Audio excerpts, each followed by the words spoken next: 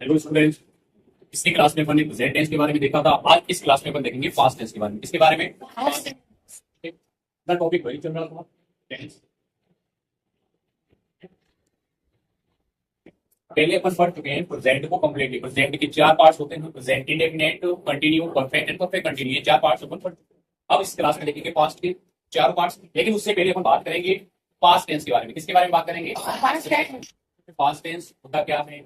जो चीज पहले समय के साथ में एंड हो चुकी है, जैसे कि यस्टरडे, जो कल अपन ने क्या पढ़ा। आपने कल स्कूल आए थे, मंडे को, आज ट्यूसडे, मंडे को आप स्कूल आए थे, तो वो जो टाइम है वो टाइम क्या हो चुका है? फिनिश हो चुका है। वो टाइम क्या हो चुका है? फिनिश हो चुका है। ठीक है, तो इस चीज को अपन कहते हैं क्या? वो चीज को अपन क्या बोलते हैं? जो चीज कंप्लीट हो चुकी है समय के साथ में, समय भी उसका क्या हो चुका है? एंड हो चुका है। ठीक है, अब हम बात करते हैं पास्ट टेंस के अंदर पहला जो इसका पार्ट होता है उसको बोलते हैं पास्ट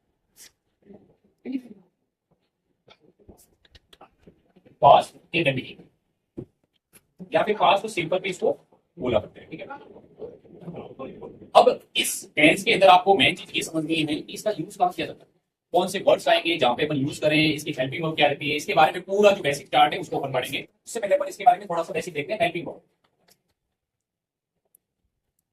इसकी हेल्पिंग वर्ब क्या होगी? इस टेंस की जो हेल्पिंग वर्ब होती है उसको अपन डिड, उसको क्या बोलते हैं? डिड। क्या बोलते हैं? और नोट करके आपको ध्यान रखना है कि जो डिड हेल्पिंग वर्ब है, डिड हेल्पिंग वर्ब का यूज ओनली नेगेटिव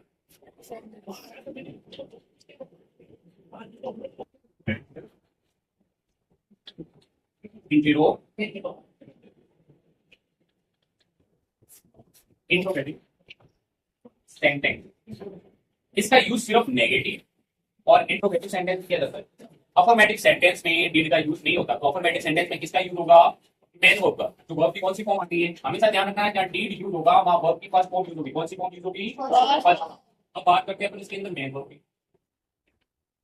इसकी मेन वर्ब क्या रहती है? अफर्मेटिव सेंटेंस में अगर बात करें तो इसकी जो मेन वर्ब रहती है वो वर्ब की सेकंड फॉर्म आती है। कौन सी फॉर्म यूज होती है? Second form. लेकिन यदि नेगेटिव और इंट्रोगेटिव सेंटेंस है देन वर्ब की कौन सी फॉर्म यूज करोगे? First form. अगर डीड का यूज कर रहे हो तो डीड के साथ में हमेशा वर्ब की कौन सी फॉर्म आएगी? First form. ठीक है, अब अपन नेक्स्ट ये देखेंगे कि इसका अफर्मेटिव सेंटेंस जो है उस सेंटेंस को एक्सप्लेनेशन करेंगे, उसके एग्जांपल्स देखेंगे, इस प्रकार से अपन एग्जाम में सॉल्व कर सकते हैं। ठीक है, तो देखेंगे इसका affirmative sentence. First part affirmative.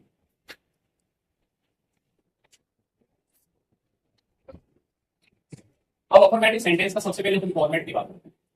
इसका फॉर्मेट क्या रहता है, किस टाइप से सेंटेंस के जो एग्जांपल्स होंगे, किस प्रकार से प्रॉपर सेंटेंस अपन क्रिएट करें, तो उसका फॉर्मेट रहता है। सबसे पहले आता है सब्जेक्ट। सब्जेक्ट के बाद क्या आता है?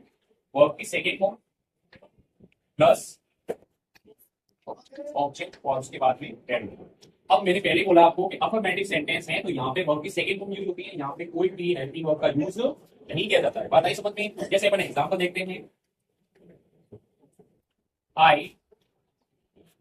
wrote a novel yesterday। अब ये एग्जांपल समझो। मैंने यहाँ पे क्या बोला है? ये आई क्या है? सब्जेक्ट। आई क्या है? सब्जेक्ट। पूरा फॉर्मेट बता रहा हूँ। अब ये क्या है? रॉट। राइट की सेकंड फॉर्म है। राइट की क्या फॉर्म है? राइट की क्या होता है? तो रॉट मतलब लिखा। तो ये वर्ब की सेकंड फॉर्म हो गई। अ नॉवल, मैंने क्या लिखा? एक नॉवल लिखा। ये ऑब्जेक्ट हो गया। और कब लिखा? यस्टरडे हुआ। यस्टरडे मींस क्या होता है? बीता हुआ कल। तो ये एक हो गई एडवर्ब। ये क्या हो गई? एडवर्ब। तो सेंटेंस आपको समझ में आया कि पास्ट इंडेफिनिट कहां यूज करते हैं। अफर्मेटिव सेंटेंस क्या होता है? सकारात्मक, जिसको हिंदी में बोला करते हैं। ठीक है, आई रॉट ए नॉवल यस्टरडे, जहां पे ऐसे वर्ड्स आएंगे, यस्टरडे आ गया, एगो आ गया, लास्ट नाइट आ गया, जैसे पिछली डेट आ गई, जो पास्ट में बीत चुकी है वो वाली डेट आ गई। जैसे मैं अभी क्या चल रहा है? फरवरी चल रही है, मैं जनवरी का बोलूंगा तो पास्ट में हो जाएगा ना, तो वो उसमें अफर्मेटिव यूज करते हैं। उसके बाद क्या करते हैं? यूज अफर्मेटिव करते हैं। ठीक है, अब अपन देखेंगे इसका नेगेटिव सेंटेंस। अब अपन इसका देखेंगे नेगेटिव सेंटेंस। अभी क्या देखेंगे अपन?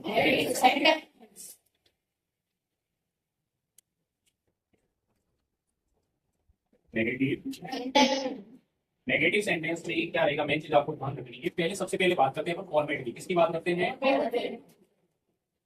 फॉर्मेट में देखो सबसे पहले क्या आएगा? सब्जेक्ट आएगी।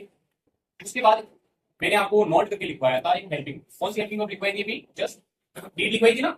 और डीड का यूज कहाँ होता है? नेगेटिव और इंटरोगेटिव सेंटेंस में। अब यहाँ पे सब्जेक्ट के बाद में हेल्पिंग वर्ब आएगी, तो इसकी हेल्पिंग वर्ब क्या है? डीड। और ध्यान रखना है डिड का use first person, second person, third person सभी के साथ होता है, ठीक है।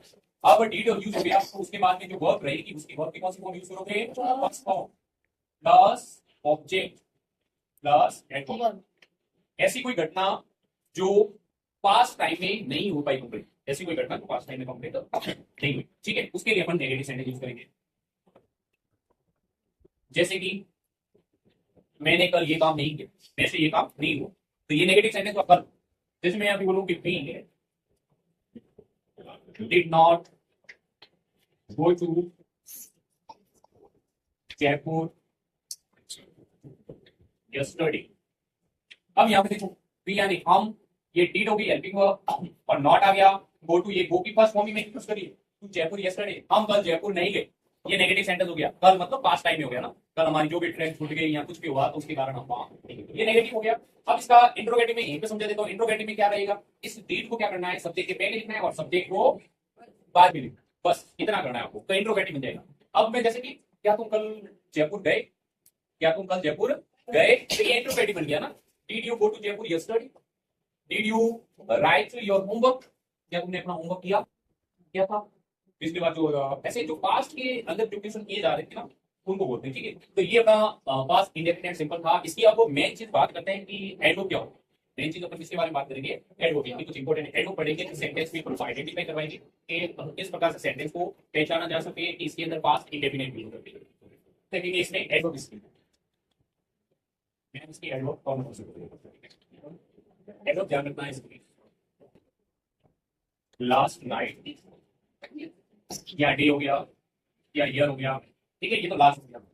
अब अपन बात करते हैं यस्टरडे आ जाता है सेंटेंस में, यस्टरडे एगो, समटाइम बैक, समटाइम बैक हो गया, इन 2014 जो पास्ट टाइम को शो कर रहा है, ठीक है।